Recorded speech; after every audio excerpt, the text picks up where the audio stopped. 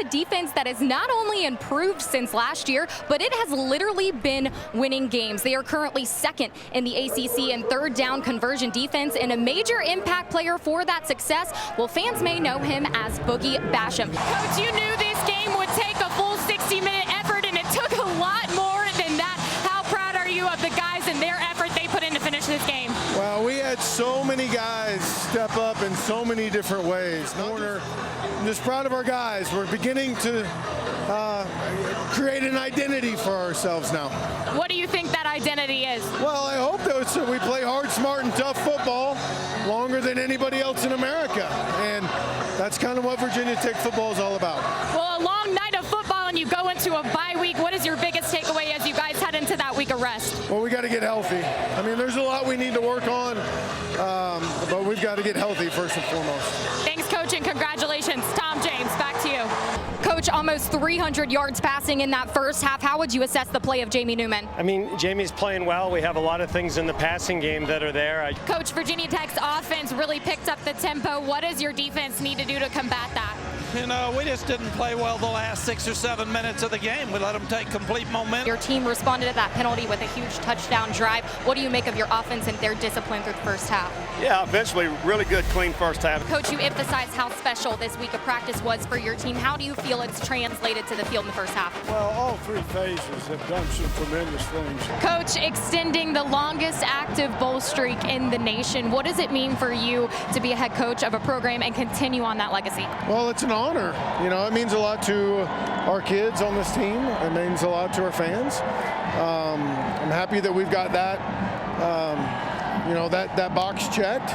Now we've got to move on to the next week.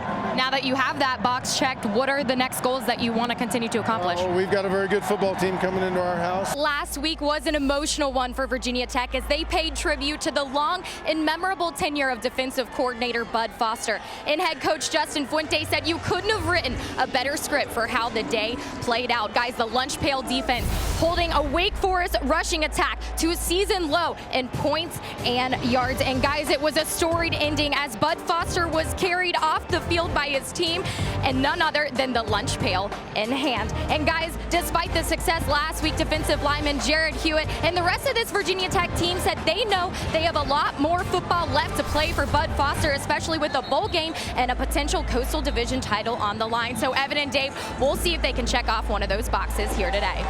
Well, the bye week simply just wasn't enough time for quarterback Jawan Pass to nurse that nagging foot injury back to full health. So yes, that is correct. Mikhail Cunningham got the nod. He will be the starting quarterback for the Cards today. However, head coach Scott Satterfield said do not be surprised if true freshman Evan Conley suits up and goes into the game at some point today. That is because Cunningham was a little banged up after the FSU game. So Conley has been the quarterback taking full advantage of the bye week. He's been the one getting in all of those reps. Scott Satterfield said he's earned the respect of his teammates.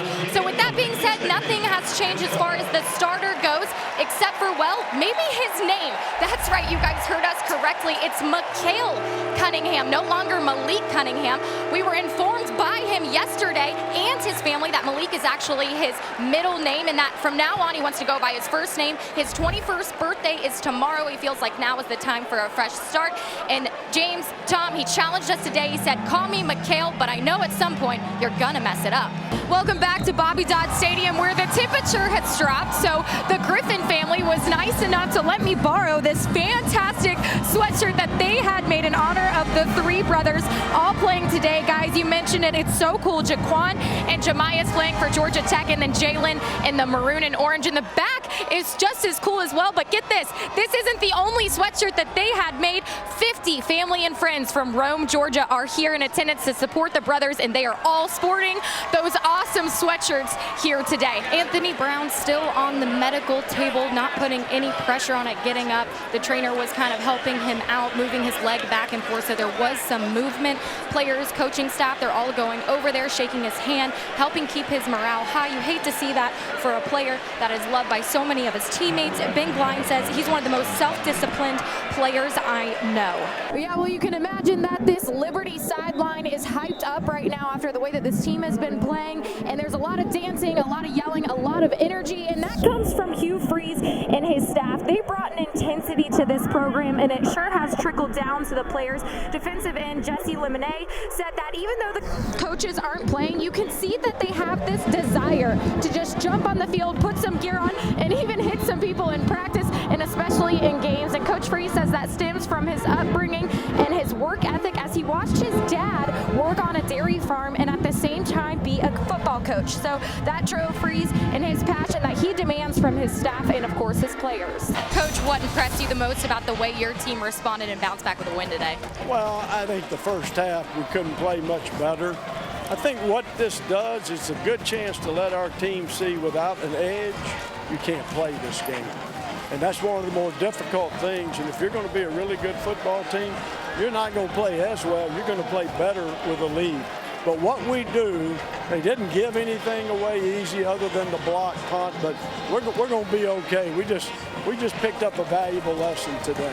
Well, first home win for you. You only have 4 games at home, so how important was getting this one before you head on the road for 2 tough ACC opponents? Well, I told them today we're standing near the wall.